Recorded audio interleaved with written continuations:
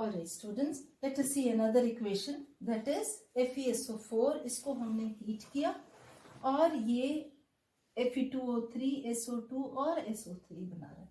तो maximum number of atoms किस में है? Fe2O3 में है ना। अब इस Fe2O3 में in the previous equation I told you कि जिसमें मैक्सिमम नंबर ऑफ जिस एलिमेंट के मैक्सिमम नंबर ऑफ एटम्स है उसको हम सबसे पहले बैलेंस करेंगे। अब देखना यहाँ पर क्या है, ये ऑक्सीजन Fe2O3 में भी प्रेजेंट है, SO2 में भी प्रेजेंट है, SO3 में भी प्रेजेंट है। ठीक है, अब ये एलिमेंट बड़े सारे मॉलिक्यूल्स में प्रेजेंट है, तो इसको हम लास्ट में करेंगे। जो चीज बहुत सारे में प्रेजेंट है इसको हम लास्ट में देखेंगे। ठीक है, इसको अब छोड़ दिया तो अब क्या बचा? Fe बचा। ठीक है, अब Fe बचा तो एलिमेंट यहाँ पे लिखे हम एलिमेंट, और यहाँ पे लिखे हम लेफ्ट हैंड साइड, और यहाँ पे हम लिखे राइट हैंड साइड। फाइन। ठीक है, एलिमेंट में हमने क्या लिया? आयरन। लेफ्ट हैंड साइड में कितना आयरन है? 1। राइट हैंड साइड में कितना आयरन है? 2। ठीक है, सो लेफ्ट हैंड साइड में कम है तो इसको हमने क्या करें? बैलेंस करने के लिए हम इसको क्या करें? मल्टीप्लाई कर दो 2 से। तो अब यहाँ पर भी 2 हो गया और यहाँ पर भी 2 हो गया। ये हो गया Fe2 FeSO4 और ये हो गया Fe2O3। ठीक है, अब next element oxygen I told you हम लास्ट में करेंगे। नेक्स्ट एलिमेंट हम देखें सल्फर। ठीक है, तो सल्फर अगर हम देखें तो सल्फर यहाँ पर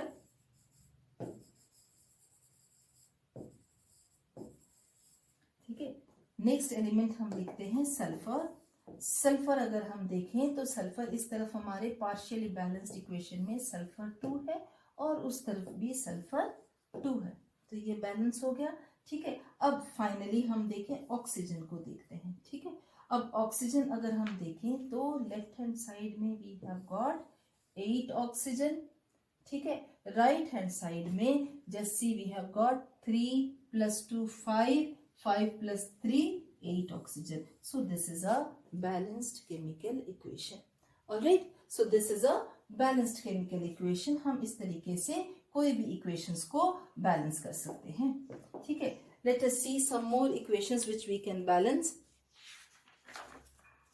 Some more equations, let us see what we can balance. Say supposing if I have CO2 plus H2O and this is forming C6H12O6 plus O2. Now see, this is again a big molecule C6H12O6 plus O2. ठीक है, तो इसमें से सबसे बड़ा molecule है हमारा C6H12O6। Now इसमें से सबसे मैक्सिमम नंबर ऑफ एटम्स है किसके? हाइड्रोजन के। ठीक है, so let us see again that is element and left hand side में कितना है और राइट हैंड साइड में कितना है। तो सबसे पहले हमने चूज किया हाइड्रोजन को। लेफ्ट हैंड साइड में हाइड्रोजन हमारे पास है सिर्फ 2, राइट हैंड साइड में हमारे पास है 12। तो 2 6 12। इसको बैलेंस करने के लिए हमने क्या किया?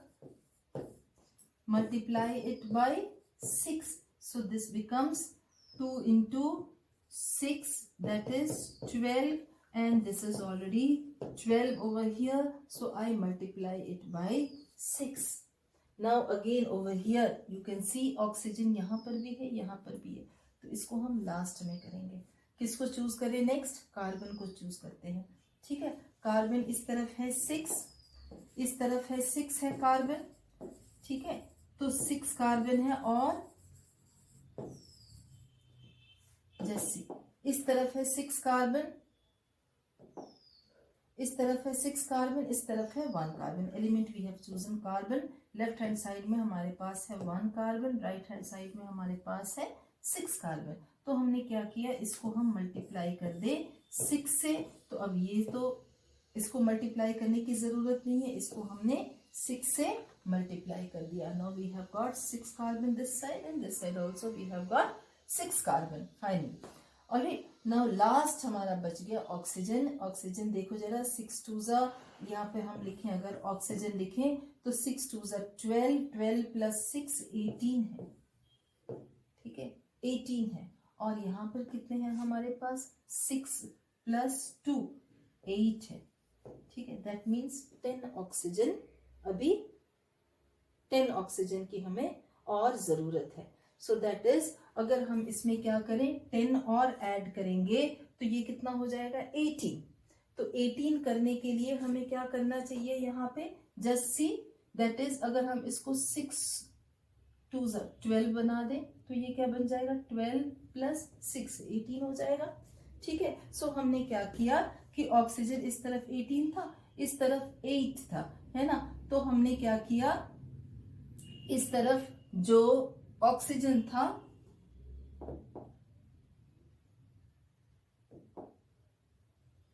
ऑलराइट, इस तरफ let me write over here, ठीक है। जो लेफ्ट हैंड साइड में we are not changing, left hand side में we have got 18 oxygen, and right hand side में ऑक्सीजन हमारा 2 इसमें है, तो जो O2 है O2 के आगे हमने क्या लगा दिया 6 O2, that is multiplied by 6, 1 × 6 कर दिया, ठीक है। So now I am getting 18 oxygen on the right hand side also, so this becomes a balanced chemical equation. You can see carbon इस तरफ 6 है, इस तरफ भी 6 है, हाइड्रोजन इस तरफ 12 है, इस तरफ भी 12 है, और ऑक्सीजन इस तरफ 18 है और उस तरफ भी 18 है। So this is how you should balance a chemical equation. Fine. I hope this balancing is clear now. एक और जो सिंपल क्वेश्चन अक्सर आता है, जो जो चीजें आती है बैलेंस होने में, वो आपको थोड़ा सा मैं बताती हूँ, ठीक है। सी लाइक एक आता है, दैट इज आपने सोडियम मेटल लिया और सोडियम मेटल को आपने वाटर में डाला, ठीक है। वाटर में डालोगे सोडियम मेटल को तो ये बनेगा NaOH और यहाँ पर H2 निकल जाएगा, ठीक है। इस इक्वेशन को बैलेंस करते हैं, ठीक है। अब NaOH, इसमें मैक्सिमम नंबर ऑफ एटम्स है, सोडियम भी है, ऑक्सीजन भी है, हाइड्रोजन भी है, ठीक है। तो इसमें से अगेन हम इसमें से कुछ भी पहले ले सकते हैं, हाइड्रोजन नहीं लेंगे क्योंकि हाइड्रोजन यहाँ पर भी है, सोडियम भी ले सकते हैं, ऑक्सीजन भी ले सकते हैं, ठीक है। सोडियम लिया तो सोडियम इस तरफ भी 1 है, इस तरफ भी 1 है, ठीक है। ऑक्सीजन इस तरफ भी 1 है, इस तरफ भी 1 है। अब बच गया हाइड्रोजन, तो हाइड्रोजन इस तरफ 3 है और इस तरफ सिर्फ 2 है, ठीक है। तो हाइड्रोजन को हम यहाँ पर मिनिमम भी अगर करेंगे तो मिनिमम में कहाँ से शुरू करेंगे 2 से शुरू करेंगे। तो जब हमने इसको 2 से शुरू किया तो ये बन गया 4, ठीक है। Hydrogen, let us right hydrogen over here, and left hand side में अब हाइड्रोजन बन गया 4, लेफ्ट हैंड साइड में 4 बन गया, यहाँ पे भी कितना है 3, तो इसको अगर हम 2 बना दें तो ये बन गया राइट हैंड साइड में भी 4 हो गया, ठीक है। Initially it was 1 and this side initially this side it was 3 and this side it was 2. Now both sides, this is after balancing, now both sides we have got 4 hydrogen. दूसरा element हम देखें अब partially balanced में, sodium को देखें तो sodium अब इस तरफ 1 है, इस तरफ 2 है, ठीक है। तो दैट इज इस तरफ भी मुझे इसको 2 से मल्टीप्लाई करना होगा, I will make this as 2Na, ठीक है। अब ऑक्सीजन देखो जरा, ऑक्सीजन क्या हो गया, इस तरफ 2 है और इस तरफ भी 2 है, and this is now balanced, alright. So that is, see, first thing what you should understand whenever you are balancing a chemical equation is कि आप जो फॉर्मूला लिख रहे हो यहाँ पे वो फॉर्मूला आपका सही होना चाहिए। अगर आपने फॉर्मूला गलत लिख दिया, सब्सटेंस का फॉर्मूला गलत लिख दिया, ठीक है, कुछ बच्चे क्या करेंगे NaOH होल ट्वाइस लिख देंगे, तो अगर NaOH होल ट्वाइस लिख दोगे तो इक्वेशन कभी भी बैलेंस नहीं होगा। सो आपको इस चीज का ध्यान रखना है कि आप जो फॉर्मूला लिख रहे हो रिएक्टेंट का और प्रोडक्ट का, ये फॉर्मूला बिल्कुल से सही हो, ठीक है। Alright, so this was about balancing the chemical equation. अब last part of this chapter, इसमें क्या है, that is types of reactions. different types of reactions. All right, welcome students. Now till now we have understood that what is a chemical reaction. ठीक है, जब कभी भी new product बनेगा तो केमिकल रिएक्शन है ना. अब केमिकल रिएक्शन के कैरेक्टरिस्टिक्स क्या क्या है. कोई गैस इवॉल्व हुई, प्रेसिपिटेट बना, सब चीज़ ये सब हमने 5 कैरेक्टरिस्टिक्स डिस्कस किए. टेम्परेचर चेंज हुआ, कलर चेंज हुआ, तो इसको हम कहेंगे that chemical reaction has taken place. हमने ये भी देखा कि केमिकल रिएक्शन को हमें एक रिप्रेजेंट करना है तो हम क्या करेंगे, एक सिंबॉलिक फॉर्म में उसको केमिकल इक्वेशन की तरह हम उसको रिप्रेजेंट करेंगे. इक्वेशन में भी हमें क्या करना है, इक्वेशन को बैलेंस करना है. तो बैलेंस्ड केमिकल इक्वेशन है, बैलेंसिंग कैसे करेंगे ये सब हम सीख चुके.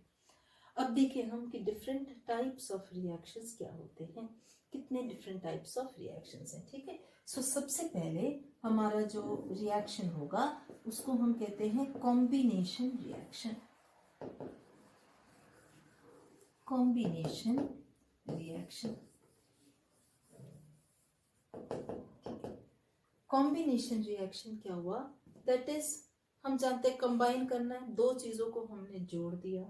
तो इस तरफ हमारे पास क्या होंगे, एक या एक से दो या दो से ज्यादा रिएक्टेंट्स होंगे, लेकिन प्रोडक्ट साइड में हमेशा एक ही प्रोडक्ट होगा.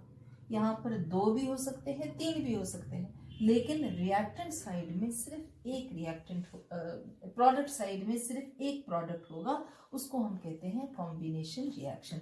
ऑलराइट, जैसे अगर हम इसको वर्ड्स में लिखें that 2 or more reactants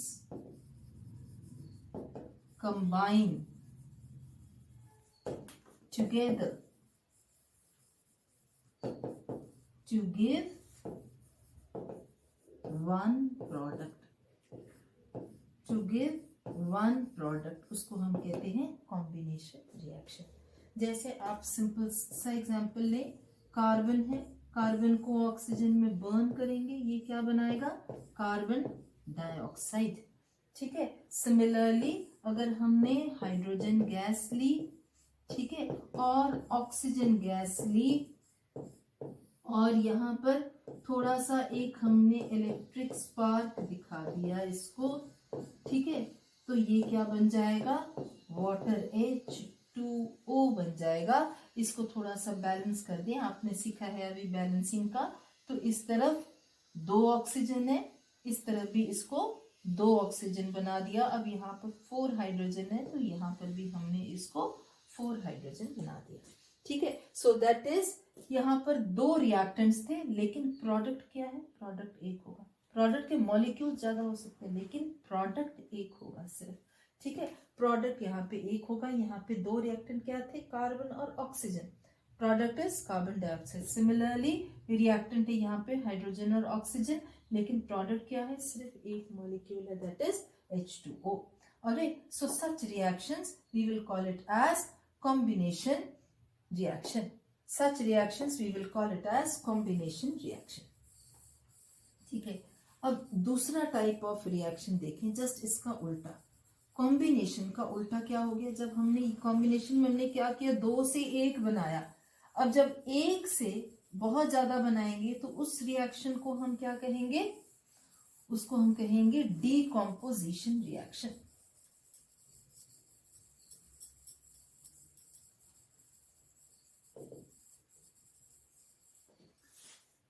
See, now second type we will write it as decomposition reaction.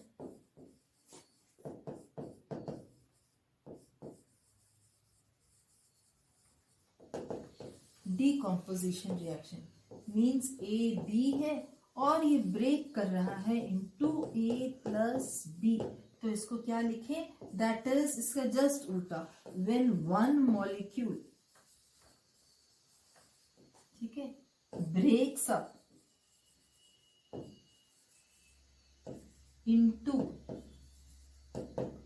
its elements or another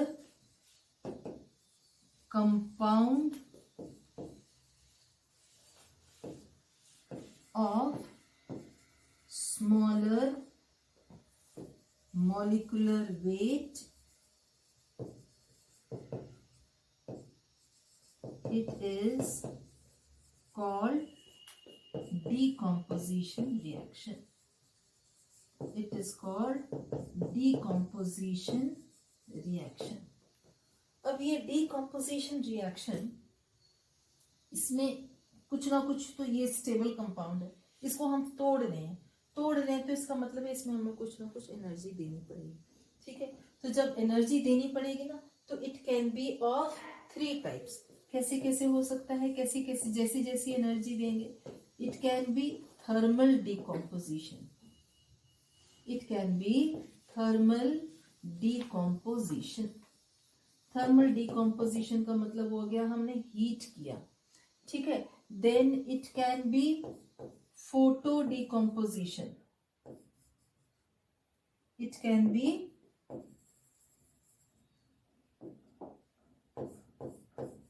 photo decomposition.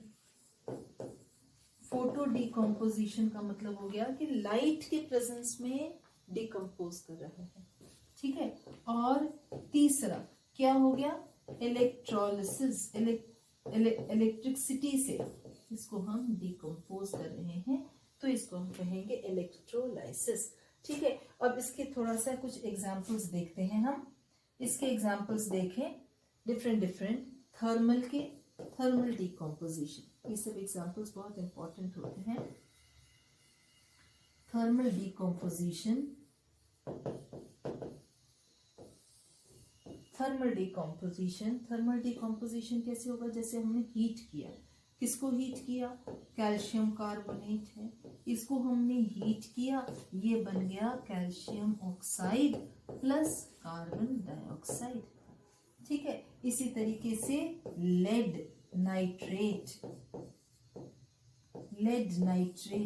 इसको हमने हीट किया. ठीक है, ये बनाएगा lead oxide plus NO2 plus O2.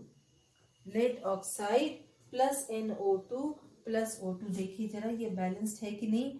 Lead nitrate, इस तरफ 2 नाइट्रोजन है, इस तरफ 1 नाइट्रोजन है, तो इसको हमने 2 नाइट्रोजन बना दिया. ठीक है, और oxygen, let us see, 6 oxygen we have this side, and this side we are having 4 and 2 6 and this is 1 7 है. तो इसको हम इवन नंबर अगर करें तो ये क्या हो जाएगा, इसको हमने 2 बनाया है यहाँ पर. ठीक है, इसको 2 बनाएंगे तो इसको हमने यहाँ पर भी हम इसको 2 बनाएंगे. 2 लेड है तो इसको भी हमने 2 बनाया.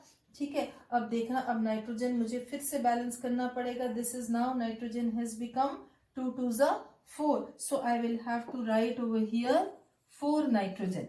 All right, so I write over here 4 nitrogen, है ना. और ऑक्सीजन देखना जरा, 3 2s are 6 and 6 2s are 12. So over here how many oxygen I have, 4 2s are 8, 8 plus 2 10, और ये हो गया 2 12. ठीक है, so now the equation is balanced. Lead nitrate है, ये इक्वेशन बहुत आता है. लेड नाइट्रेट है, ये कैसे फ्यूम्स निकलेंगे, this will be reddish brown fumes. Reddish brown fumes. ये गैस जो है nitrogen dioxide reddish brown colour की गैस होती है. ठीक है, और लेड ऑक्साइड ये कैसा होता है, ये येलो कलर का पाउडर होगा.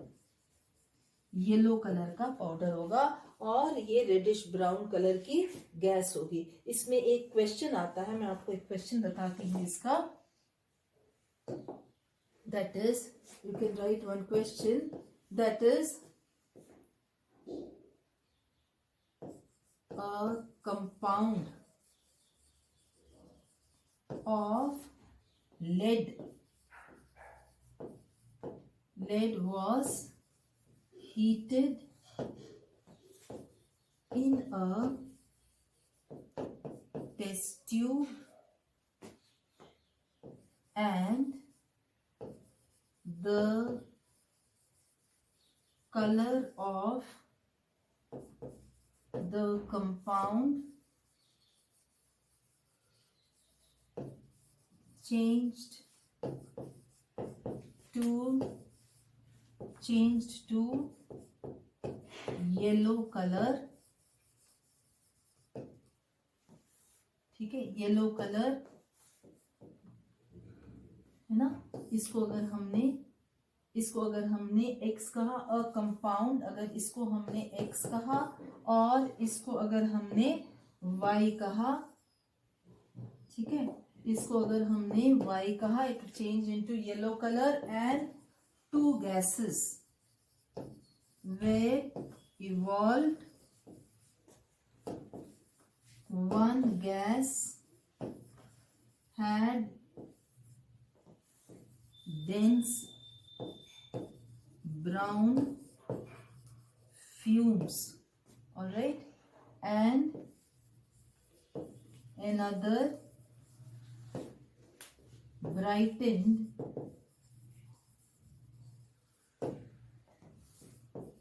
the burning splinter. So identify the gases and the salts X and Y. So इसमें क्या है देखो तो, compound of lead was heated in a test tube, ठीक है। लेड का कंपाउंड अभी मुझे नहीं पता ये नाइट्रेट है, क्लोराइड है, कार्बोनेट है, क्या चीज है, सिंपली इतना मुझे पता है कि हाँ लेड का कंपाउंड है। It was heated in a test tube and the colour of the compound changed to yellow colour. तो जैसे ही येलो कलर बोलेगा ना, तो येलो कलर बोलने से हमें ये क्लिक कर जाता है कि ये लेड ऑक्साइड है, ठीक है। अब कह रहा है टू गैसेस वे इवॉल्व, एक गैस जो है वो डेंस ब्राउन फ्यूम्स। तो डेंस ब्राउन फ्यूम्स का मतलब क्या हो गया, that this is nitrogen dioxide gas, this is nitrogen dioxide gas. And दूसरी गैस के लिए क्या कह रहे हैं, it brightened the burning splinter. तो बर्निंग स्प्लिंटर को ब्राइट कौन करेगा, this is oxygen gas. So the equation अभी मैंने आपको दिया था, दैट इज लेड नाइट्रेट को आप हीट करोगे, क्या बनेगा, येलो कलर का लेड ऑक्साइड बनेगा और नाइट्रोजन डाइऑक्साइड और oxygen. Alright students, well we were talking about decomposition reaction, alright. Now decomposition reaction जब हम बात कर रहे थे तो I told you कि that decomposition reaction में तीन तरीके के रिएक्शन हो सकते हैं, या तो ये हो सकता है थर्मल decomposition, या तो ये हो सकता है फोटो डिकम्पोजिशन, या नहीं तो फिर ये हो सकता है इलेक्ट्रोलिसिस, ठीक है। तो थर्मल डिकम्पोजिशन तो लास्ट टाइम हमने कुछ एग्जांपल देखे थे कि कैल्शियम कार्बोनेट को हीट कर दिया या लेड नाइट्रेट को हीट कर दिया। फोटो डिकम्पोजिशन अभी देखते हैं, है ना। फोटो डिकम्पोजिशन के लिए क्या करेंगे, ये भी काफी ऑफन पूछा जाता है। जैसे हमने क्या किया, AgCl का सॉल्यूशन दिया, AgCl क्या हो गया, सिल्वर क्लोराइड, ठीक है, सिल्वर क्लोराइड का सॉल्यूशन दिया, ठीक है। अब सिल्वर क्लोराइड का सॉल्यूशन कैसा होगा, ये होगा वाइट कलर का होगा, ठीक है, वाइट कलर का होगा सिल्वर क्लोराइड। और इसको जिस समय हमने लाइट में रखा तो ये क्या हो जाएगा, इसमें से ये सिल्वर कलर का, ठीक है, सिल्वर कलर का या थोड़ा सा ग्रेइश कलर का, है ना, ग्रे कलर का, ये इसमें सब रह जाएगा।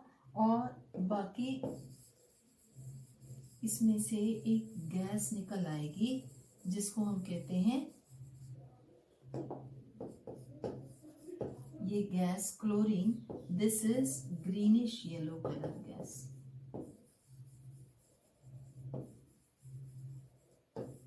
ठीक है, ग्रीनिश येलो कलर की गैस निकल आएगी। तो ये भी क्वेश्चन अक्सर पूछा जाता है कि हमने क्या किया, सिल्वर के एक सॉल्ट को हमने बाहर रखा, धूप में रखा और वो ग्रेइश टर्न कर गया।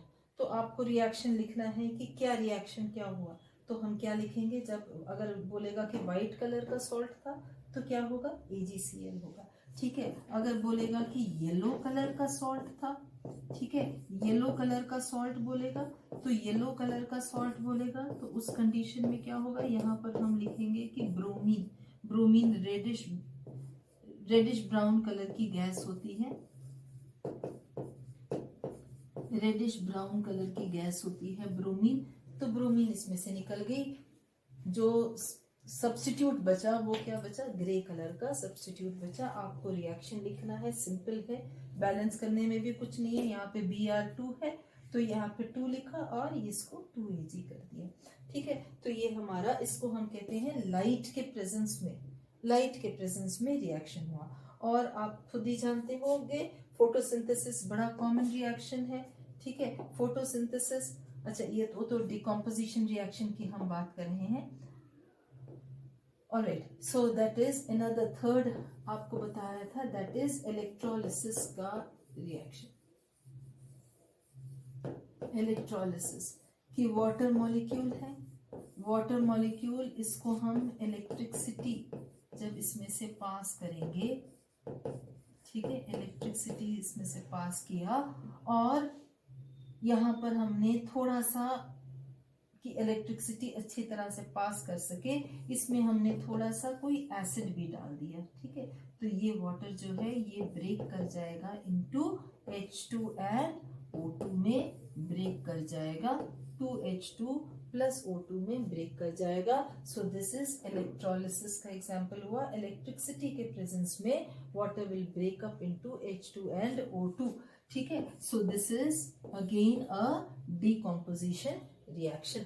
सो we have learned about 2 reactions, एक हमने देखा कॉम्बिनेशन रिएक्शन, दूसरा देखा हमने डिकम्पोजिशन रिएक्शन। कॉम्बिनेशन 2 से 1 बनेगा और डिकम्पोजिशन 1 से 2 या ज्यादा बनेंगे, ठीक है। नाउ लेट अस सी थर्ड रिएक्शन। थर्ड रिएक्शन हम क्या कहेंगे, डिस्प्लेसमेंट रिएक्शन। डिस्प्लेसमेंट रिएक्शन,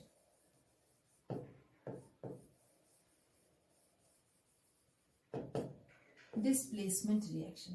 अब ये डिस्प्लेसमेंट, इसको अगर हम ऐसे देखें कि अपनी जगह से डिस्प्लेस कर दिया, ठीक है। कैसे डिस्प्लेस कर दिया, अब देखना, अगर हमारे पास कॉपर सल्फेट का सॉल्यूशन है, ठीक है, कॉपर सल्फेट का सॉल्यूशन है, एक्वस लिख दिया, सॉल्यूशन है पानी में, तो ये होगा हमारा ब्लू कलर का, ठीक है।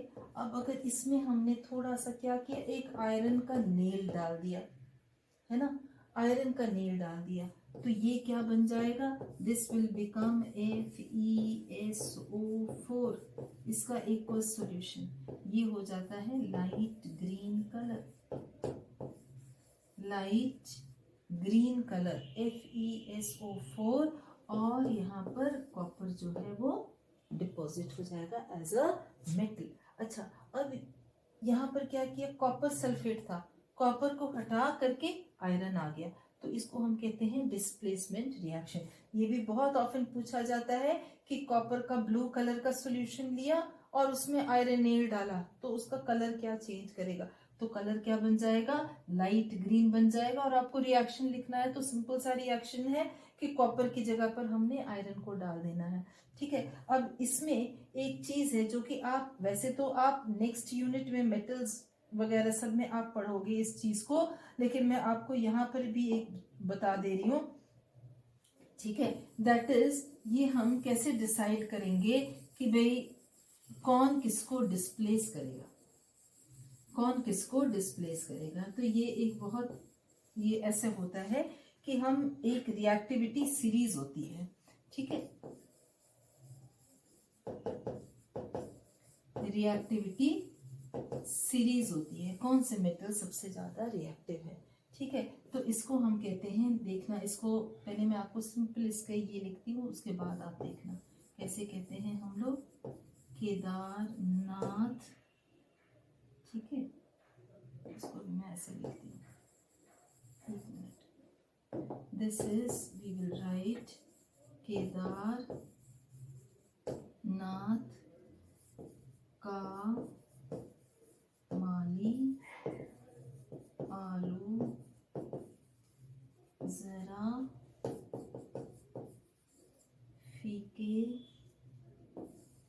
से पकाता है।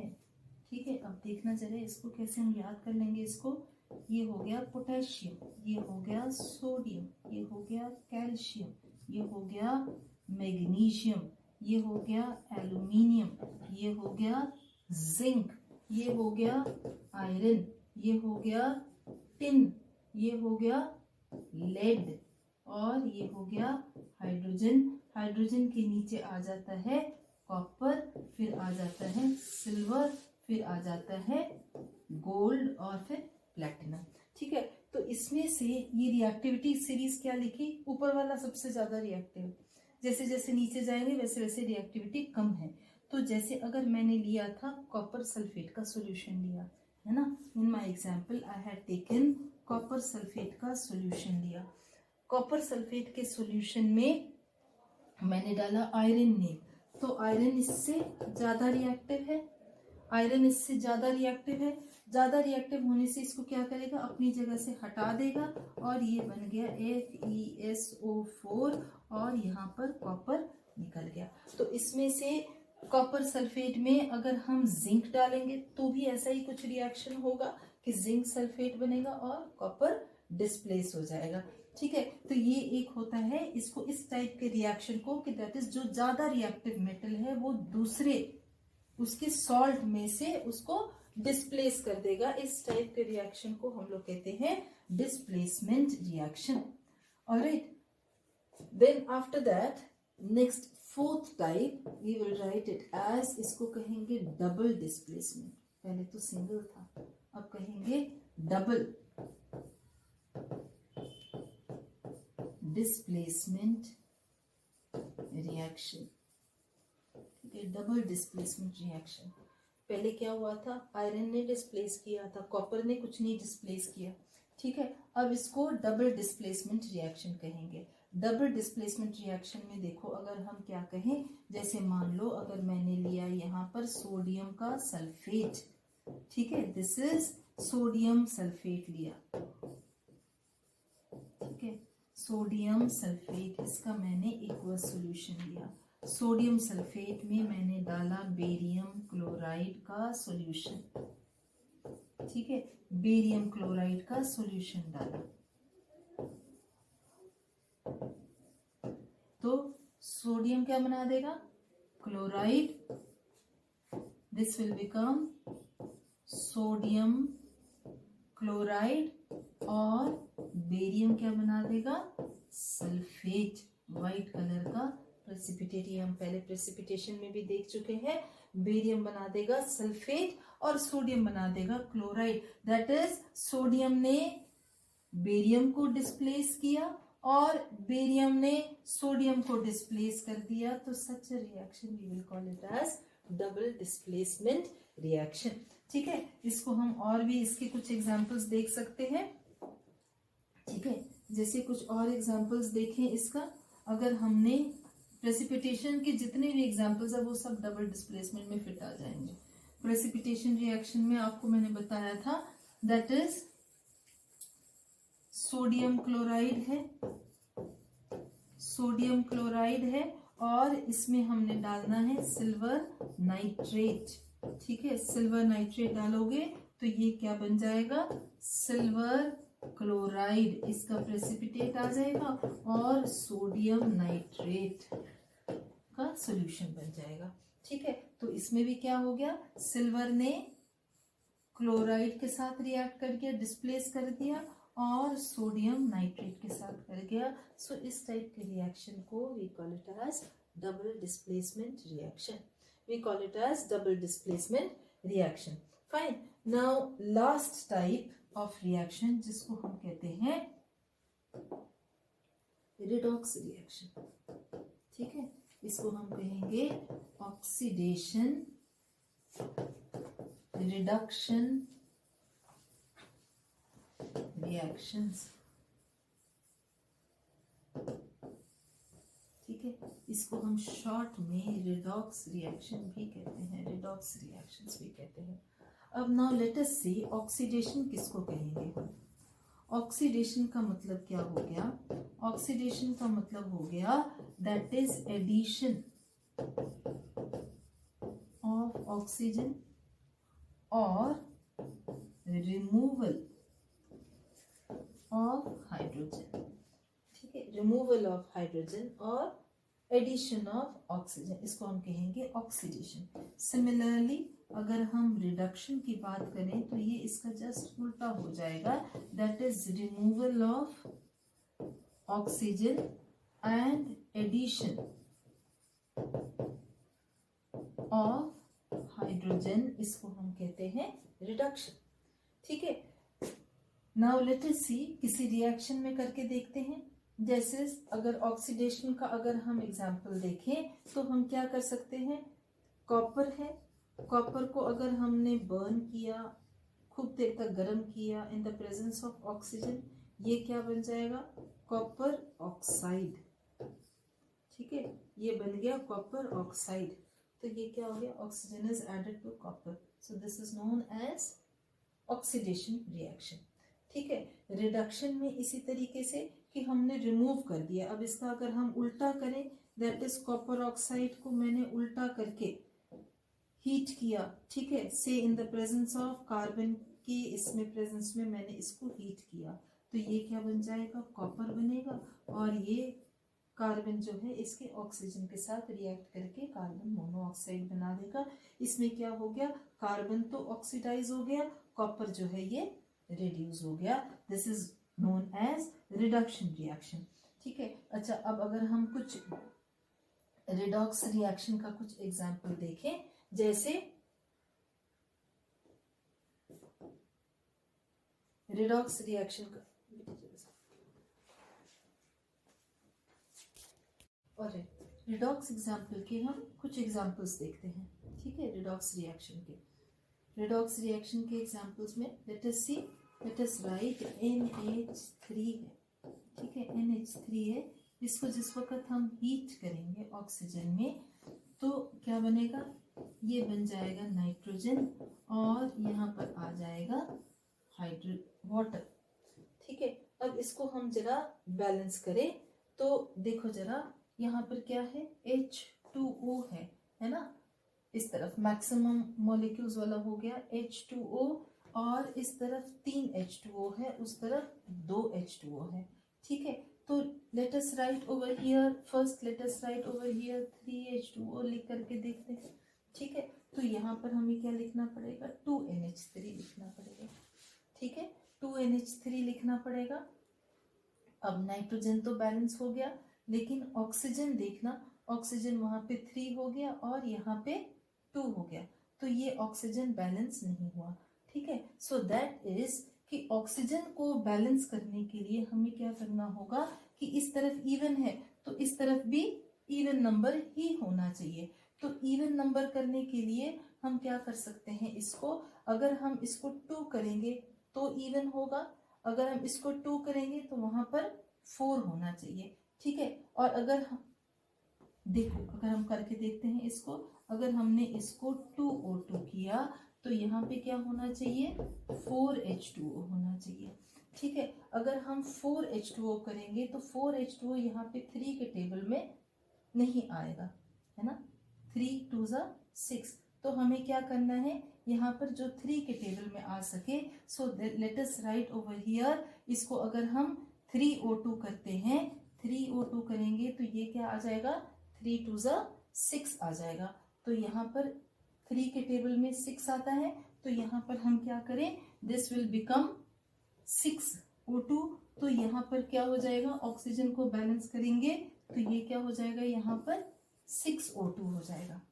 Alright, you understand, this will become 6O2 over here. अब 6O2 हो गया तो हाइड्रोजन देखो, 6 2 12, तो इसका मतलब क्या हो गया कि हमें यहाँ पर हाइड्रोजन कितना लिखना चाहिए, 6 2 12, और 3 के टेबल में 12 कितने से आएगा, 4। ऑलराइट, 3 के टेबल में हम यहाँ पे क्या लिखेंगे, 4 4 3 12। ऑलराइट, सो दैट इज, अब ये हाइड्रोजन बैलेंस हो गया, 4 3 12, और ऑक्सीजन भी बैलेंस हो गया, रह गया नाइट्रोजन। नाइट्रोजन इस तरफ 4 है तो we will write over here 2 over here.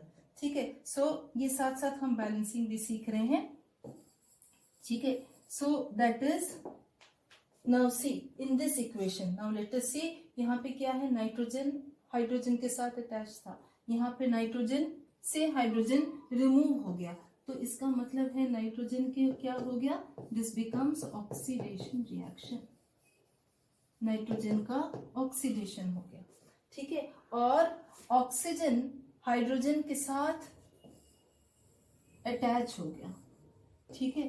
तो इसमें लेट्स से दैट ऑक्सीजन का क्या हो गया, reduction,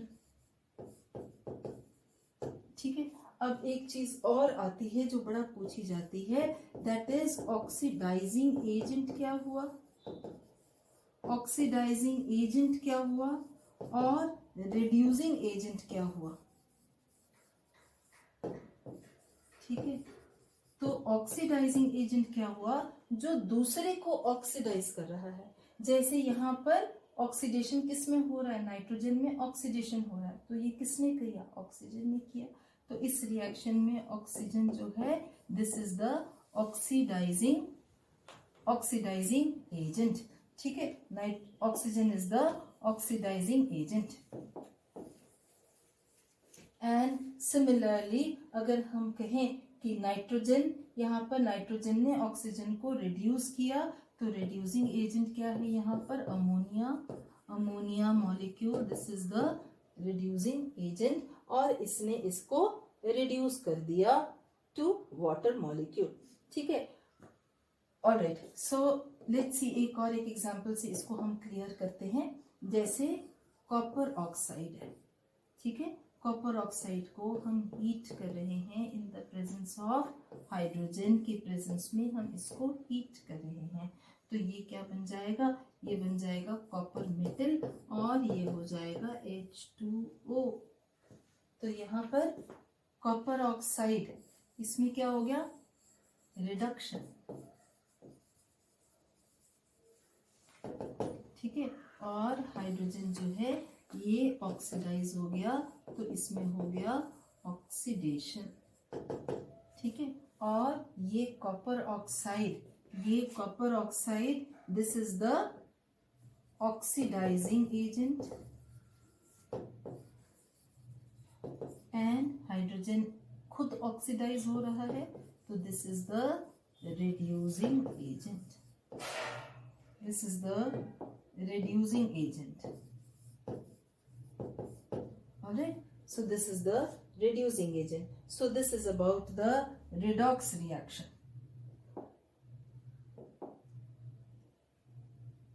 Alright, now last topic,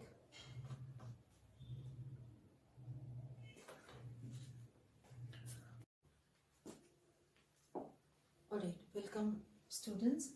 See, इस चैप्टर में लास्ट टॉपिक है आपका, that is effects of oxidation reaction in everyday life.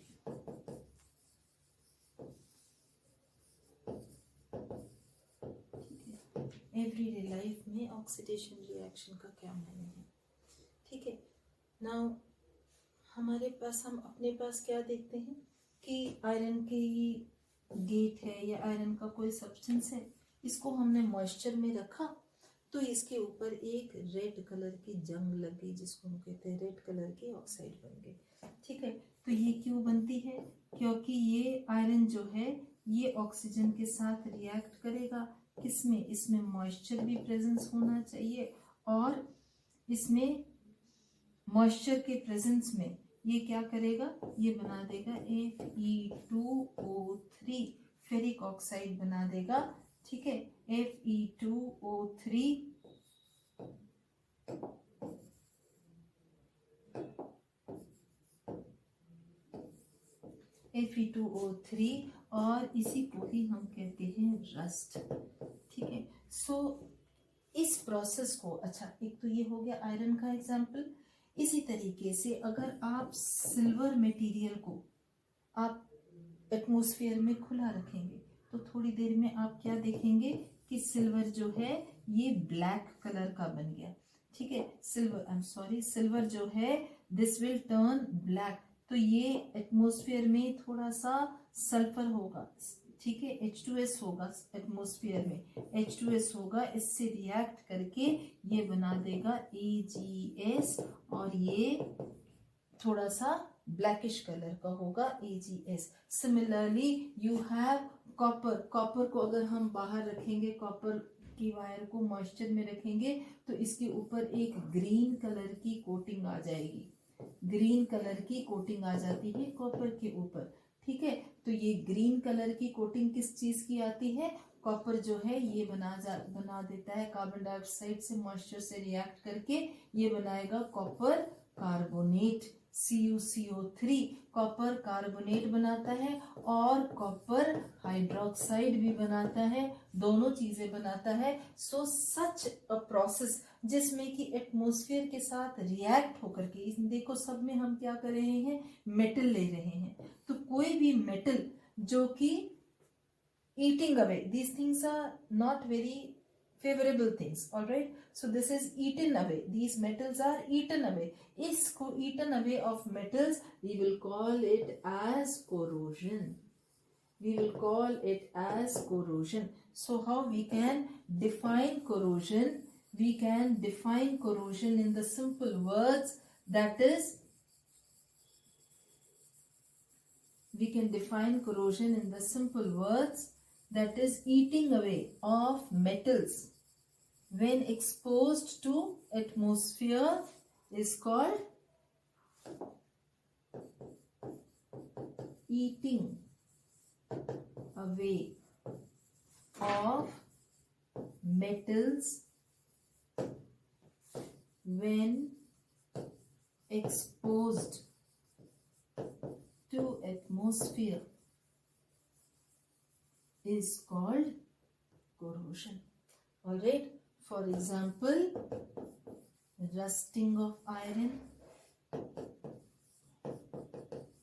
All right, rusting of iron, we have seen this reaction, rusting of iron, then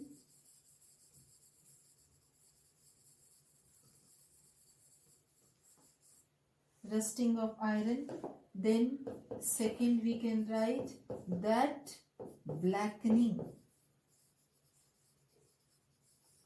of silver and copper materials, turning green. See over here, ये कहाँ mistake करते हैं students, मैं आपको बताती हूँ। सी rusting of iron तो लगभग सबको याद रहता है कि आयरन जब रस्ट करता है तो ये क्या बनाता है, Fe2O3, ठीक है। आयरन जब रस्ट करता है तो Fe2O3 बनाता है, लेकिन सिल्वर को भी स्टूडेंट्स जनरली क्या करते हैं, ऑक्साइड लिख देते हैं कि सिल्वर ऑक्साइड बना, नहीं, सिल्वर जब रस्ट करेगा तो सिल्वर का क्या बनेगा, सिल्वर की सल्फाइड बनती है। कॉपर की रस्टिंग होगी तो कॉपर क्या बनाएगा, कॉपर की हाइड्रोक्साइड बनती है, या नहीं तो फिर कॉपर का कार्बोनेट बनता है, दोनों में से कोई एक चीज बनती है, ठीक है। दोनों चीजें बन सकती हैं या कोई ऐसे बनती है, ठीक है। So that is copper turning green, इसको हम कहते हैं कोरोजन। अच्छा, अब यहाँ पर तो सब कोरोजन हमारे लिए यूजफुल नहीं था, है ना। अब अगर हम इस कोरोजन को स्टॉप करना हो, प्रिवेंट करना हो, तो हम कैसे करें, कोरोजन को प्रिवेंट कैसे करें, प्रिवेंशन ऑफ कोरोजन, क्या क्या तरीके से हम इसको प्रिवेंट करेंगे, ठीक है। तो हम इसको प्रिवेंट कर सकते हैं, या तो हम कॉपर की वायर्स हैं कुछ है, उसको मटेरियल को हम कवर कर दें रबर से, किसी चीज से जो चीज इसको एक्सपोज ना करे, ठीक है। तो से सपोज कर लो इसको हमने पेंट कर दिया, ठीक है, पेंट और covering it with materials such as rubber, किसी पॉलीमर से हमने इसको कवर कर दिया। ठीक है, दूसरा आयरन के ऊपर हम क्या करेंगे, गैल्वेनाइजिंग। अब ये गैल्वेनाइजिंग क्या होता है, गैल्वेनाइजिंग ऑफ आयरन। गैल्वेनाइजिंग में हम क्या करते हैं, coating of zinc over iron, इस प्रोसेस को हम कहते हैं गैल्वेनाइजिंग आयरन। ठीक है, आयरन के ऊपर हमने एक कोटिंग कर दी जिंक की, तो जिंक तो रिएक्ट नहीं करता, तो जिंक आयरन जो है नीचे बचा रह जाएगा, जिंक जो है that is exposed to the atmosphere. ठीक है, अब तीसरा देखो, और हम क्या कर सकते हैं, इसमें ग्रीस कर सकते हैं, ग्रीसिंग और ऑयलिंग द एक्सपोज्ड सरफेस, ताकि ये मॉइस्चर को ना लगे। ठीक है, तो ये सब इससे हम कोरोजन को प्रिवेंट कर सकते हैं।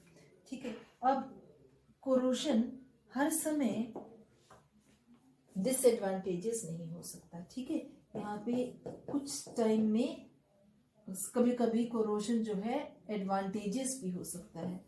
ठीक है, when is corrosion advantages, let us see, देखना इसमें क्या है, aluminium when exposed to atmosphere forms a thin coating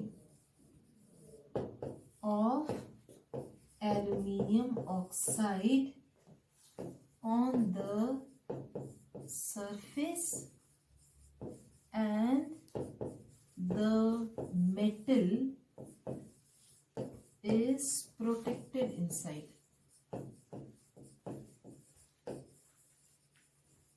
Protected beneath this coating. Metal is protected beneath this coating. Alright, similarly जैसा एल्यूमिनियम करता है, इसी तरीके से Mg, magnesium also. Magnesium also, when it is exposed, then it will form a thin coating of magnesium oxide. आपको याद होगा magnesium ribbon को बर्न करते हैं तो हम पहले उसको स्क्रैच करते हैं, इस ऑक्साइड को हम हटाते हैं, देन आफ्टर दैट मैग्नीशियम रिबन को बर्न करते हैं। ठीक है, सो एक तो हो गया कोरोजन। दूसरा ऑक्सीडेशन रिएक्शन का एक चीज है, दैट इज दूसरा इफेक्ट है, दैट इज रैंसिडिटी।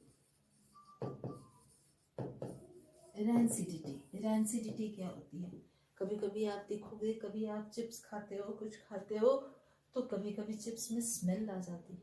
तो how is that smell, actually these are made up of, these are fried foods, alright, some fried foods, और इसमें जब एक फाउल स्मेल आ जाती है तो these oils they get oxidised, alright, so that is, इसमें क्या होता है, that is rancidity is when the fats containing food give a foul smell due to oxidation of fats in air. It is called rancidity.